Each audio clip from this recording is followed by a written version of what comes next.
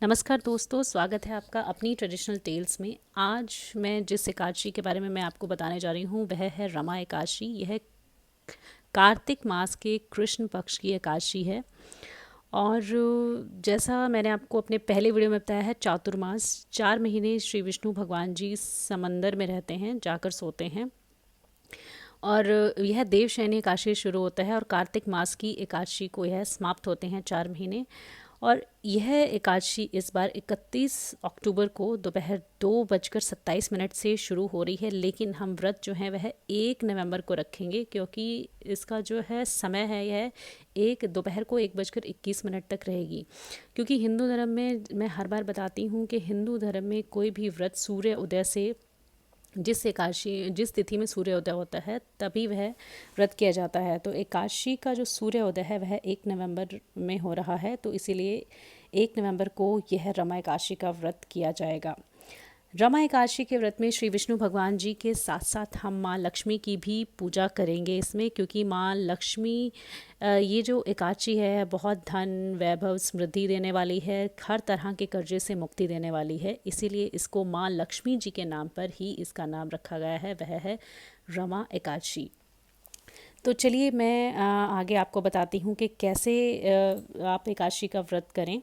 सबसे पहले जो भी जिस तिथि में आप एकादशी, जिस तारीख में जिस दिन आप एकादशी का व्रत करेंगे, आप सुबह जल्दी उठ के स्नान करके भगवान, जहाँ पे आप श्री विष्णु भगवान की, श्री कृष्ण जी की पूजा करेंगे, उस आंगन को साफ़ करके उस एरिया को, वहाँ पे आप पीला वस्त्र बिछाएं।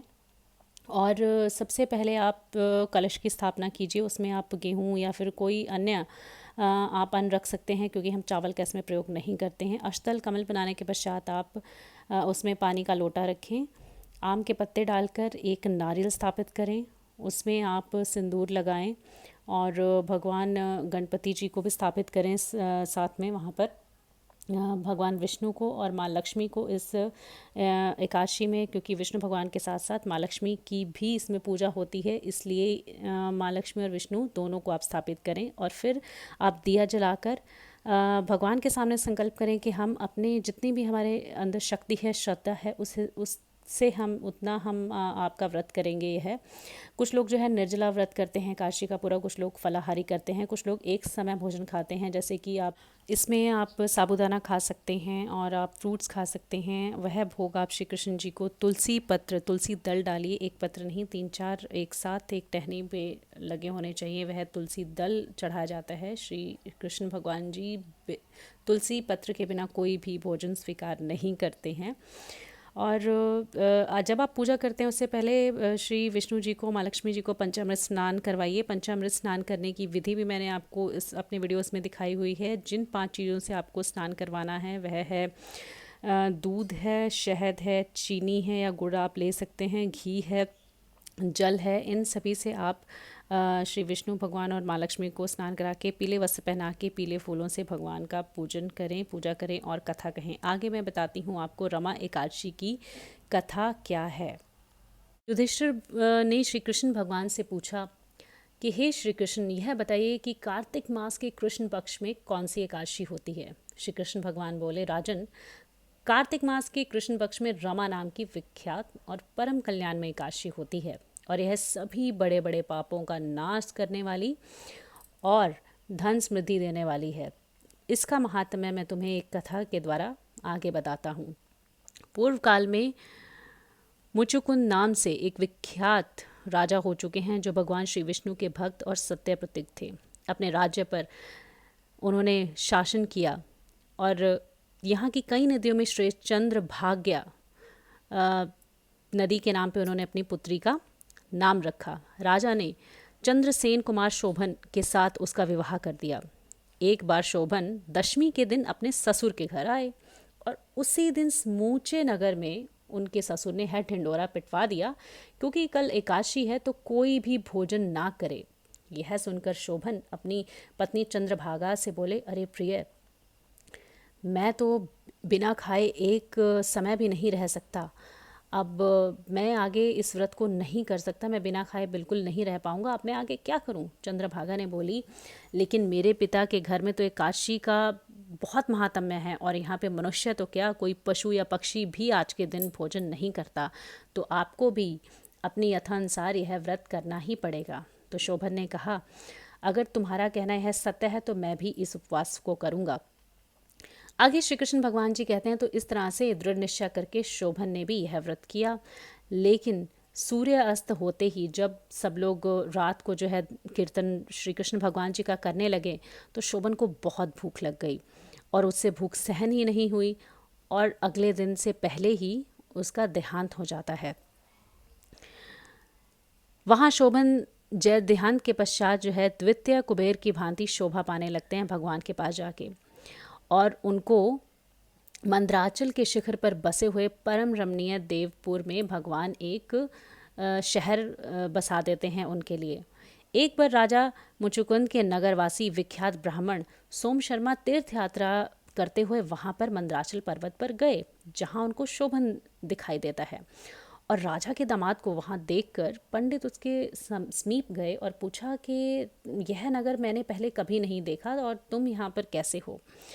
तभी शोभन ने उनको बोला कि मैं एकादशी के यह व्रत की महात्म्य से मुझे यह नगर भगवान ने दिया है, लेकिन यह नगर जो है बहुत ही अस्थिर है, क्योंकि मैंने जो यह व्रत था अपने पूरे मन से नहीं किया था। मैं भूख नहीं सहन कर पाता, लेकिन फिर भी भगवान ने मुझे इतना बड़ा यह राज्य सौंपा है, यह शहर सौंपा है, आप मेरी पत्नी से कहकर किसी तरह इसको स्थिर करवाएं।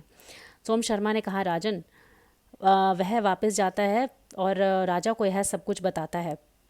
और इसके पश्चात शोभन की जो पत्नी है वह बोलती है कि मुझे अपने पति को देखने की बहुत इच्छा हो रही है और मैं अपने पति के उस नगर को देखने जाना चाहती हूँ।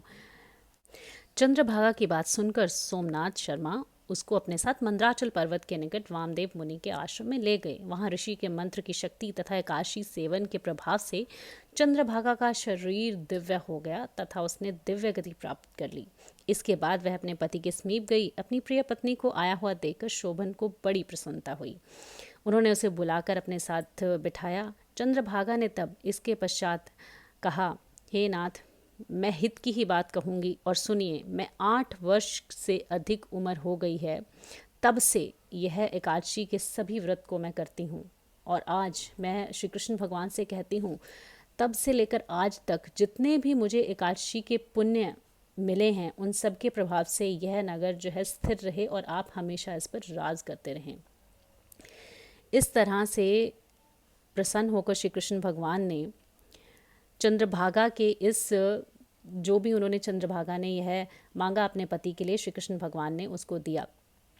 इस तरह से रमा एकादशी का जो भी व्रत करता है उसकी सभी मनोकामनाएं पूर्ण होती हैं और माँ लक्ष्मी की कृपा उस पर हमेशा बनी रहती है। यह व्रत जो है हर तरह के पाप को, हर तरह के कर्जे को मिटाने वाला होता है, दुखों को मिटाने वाला होता है। एकादशी का हर व्रत भगवान श्री कृष्ण को बहुत प्रिय है और अगर मैं तो चाहती हूँ कि आप एकादशी का प्रत्येक व्रत कीजिए। यह 15 दिन में एक बार ज़रूर आता है और अगर आप जितना आपसे हो सकता है एकादशी का व्रत ज़रूर रखें।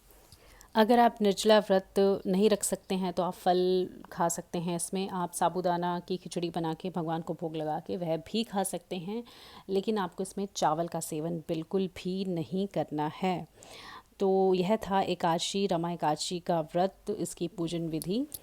और हाँ, इसका पारण जो है एकादशी व्रत का द्वादशी के दिन अगले दिन सुबह किया जाता है। जैसे ही सूर्योदय होता है आप सूर्य को जल देकर किसी भी ज़रूरतमंद को सफ़ेद वस्तुएं दान कर सकते हैं, जैसे कि दूध है, गेहूं है, आप आटा दान कर सकते हैं, चावल, क्योंकि चावल एकादशी के व्रत में नहीं दिया जाता है, तो आप आटा, दूध, चीनी है सब दान कर सकते हैं, मंदिर में चढ़ा सकते हैं या फिर किसी भी ज़रूरतमंद को आप दे सकते हैं।